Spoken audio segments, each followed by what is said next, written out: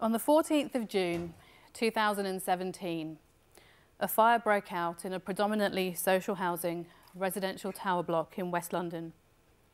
The worst fire England has seen since World War II, an appalling and preventable tragedy. 72 lives were lost. It happened at Grenfell Tower. The unprecedented scale and sheer magnitude of the tragedy shook this country to its core. As images of the fire dominated the news around the world, the main question asked was, how could this have happened in one of the richest boroughs of London in 2017? There was a public feeling of shock, anger, and outrage, and people quite rightly demanded answers. The very next day, whilst under immense political and public pressure, the Prime Minister announced a public inquiry to establish the truth of what happened. And so began a government-led public inquiry into potential government failings. The UK has a history of public inquiries which go back centuries, but what is the purpose of public inquiries?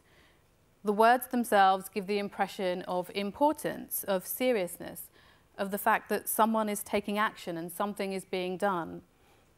They are seen as a mechanism to establish the facts, determine accountability, restore public confidence, and ensure mistakes are not repeated. They are also seen as cathartic in nature to allow some sense of closure for those most affected. An inquiry can make recommendations at the conclusion, but it cannot determine civil or criminal liability. For a country with a long history of public inquiries, it is astounding that it's only relatively recently that bereaved and survivors have played a growing role in them. There has been an increase to the extent to which inquiries are now focused on the perceived needs of the families, but it really isn't enough. And those who should be at the heart of an inquiry still have to push to ensure that they have this role and that they are heard. I now work for an independent charity called INQUEST. INQUEST was established in 1981 and is the only charity providing expertise on state-related deaths in their investigation. Our policy, parliamentary, campaigning and media work is grounded in the day-to-day experience of working with bereaved families. My background is in the law. After 13 years of practicing law, of working within the system, I was frustrated by how fundamentally flawed the law is and how it needs to be changed. That's why I joined INQUEST, to try and change the law. A month after I joined, the Grenfell Tower fire happened. Working with bereaved and survivors and keeping a watching brief on the Grenfell inquiry has given me a unique perspective into the finer details and the bigger picture of how public inquiries should be run. Public inquiries are important, but only when set up and run properly. When a public inquiry is set up, one of the key considerations is who makes the decisions and recommendations. Let's look at the example of the Stephen Lawrence inquiry. Stephen Lawrence, an 18-year-old black man, stabbed to death in an unprovoked, racially motivated attack in Eltham in 1993. The handling of the investigation into his death by the police and Crown Prosecution Service was inexcusable and racist. Stephen's family tirelessly campaigned for the truth and justice and were instrumental in pushing for a public inquiry. The Stephen Lawrence inquiry sat from 1997 to 1999. The inquiry looked into Stephen's murder and subsequent investigation to identify lessons for the police in dealing with racially motivated crime. Lord Macpherson, the chair, was assisted by a diverse panel of advisors, including Dr. John Sentamu and Dr. Richard Stone, who he credited with playing a vital role in what was a groundbreaking report. It was through the diversity of having a decision-making panel with different perspectives that the inquiry's landmark recommendations were shaped. The words institutional racism will never be forgotten and will always be attributed to the Stephen Lawrence inquiry. For a public inquiry, bringing together a decision-making panel with members of various backgrounds and different life experiences can generate ideas or perspectives that others may not have ever considered. A diverse panel can ensure that no voice is left out or forgotten, and as well as enhancing the inquiry findings, a diverse panel can also enhance the perception of fairness and impartiality in what is a state-led inquiry process. You would think then that a diverse independent panel makes perfect sense. However, when the Grenfell Public Inquiry was announced in June of 2017, the Prime Minister appointed a single decision-maker, a retired Court of Appeal judge, Sir Martin Moore-Bick. There was no panel. There was very little trust in the Grenfell inquiry process as a result. It took the bereaved, survivors and residents of Grenfell and their supporters to campaign for a panel. A petition calling for a panel eventually gathered over 150,000 signatures, mainly thanks to promotion by Stormzy. This resulted in a parliamentary debate. Lawyers launched judicial review challenges that ultimately were unsuccessful but added to the legal pressure. Bereaved survivors and residents lobbied MPs, and only through that public, legal and political pressure did the Prime Minister eventually agree in May of 2018, nearly a year after calling for the inquiry, that a panel was needed to provide the diversity of experience relevant. So she agreed to appoint a panel, but only for the second phase of the inquiry, not for the phase that is sitting now, and in fact began sitting in May of 2018. Grieving and traumatized people should never be put in a position where they have to fight for their right to truth and justice. Over the years, there has been a recognition of the role that those most affected must play in public inquiries.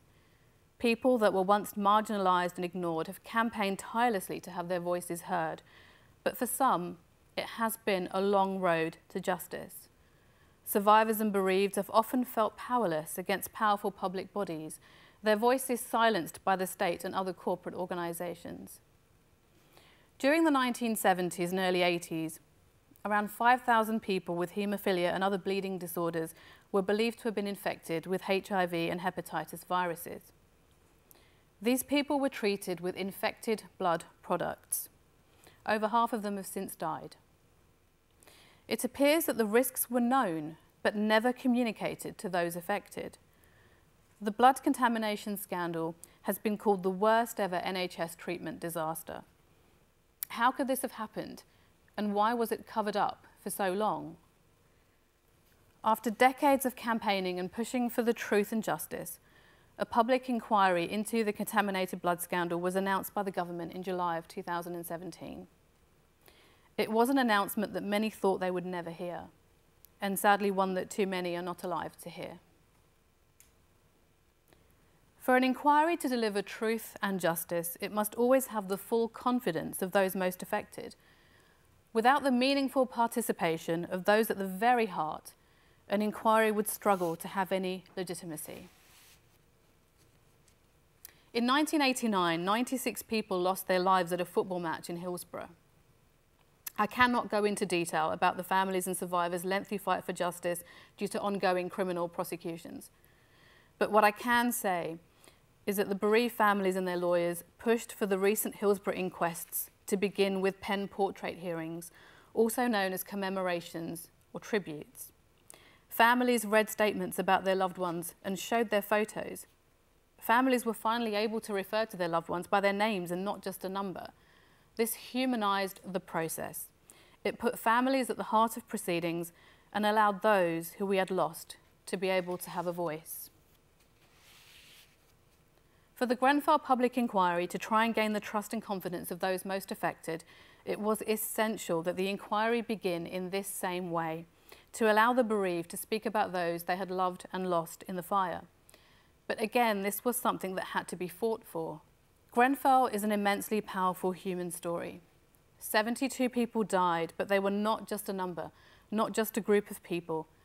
They were unique individuals who had hopes, dreams and ambitions. In May of this year, the Grenfell Inquiry held commemoration hearings. These hearings gave an intimate insight into the Grenfell community, a true reflection of the diversity of modern London, a vibrant, hard-working, inspiring, close-knit community. shattering the false stereotype of just people on benefits who lived in social housing. By beginning the inquiry in this way, it helped break down the barriers of suspicion and set the tone of what needs to be achieved. There have been 68 public inquiries in the UK since 1990, costing over £500 million. Public inquiries have varied in their effectiveness. Some have resulted in long-term change, but some haven't. And this is mainly because an inquiry's recommendations are not binding on the government. Since 1990, only 6 public inquiries have been followed up by parliamentary select committees to review the progress of the implementation of recommendations. Following public tragedies, the media and public attention focuses, but over time, the shock and the outrage fades for all but those directly affected. The world we live in, with its 24-hour news cycle, results in major news events falling away from the public eye as attention quickly shifts to the next big story. While we only see a momentary glimpse of a tragedy and then move on, those whose lives are shattered are left to pick up the pieces in the shadows. Whereas a news cycle moves quickly, recovery from a disaster doesn't.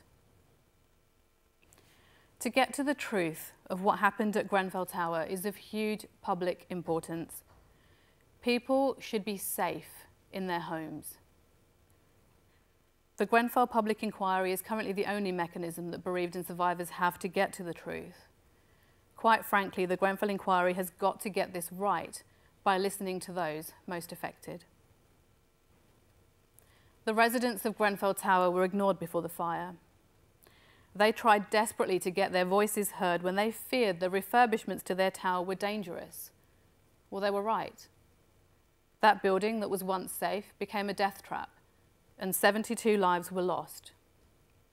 The bereaved and survivors are grieving and traumatized, and yet they are campaigning to try and ensure that their voices are heard now. They are fighting for the safety of us all so that we don't have to go through the unspeakable pain they face every day. I am inspired by their dignity, defiance, and commitment to preventing future tragedies.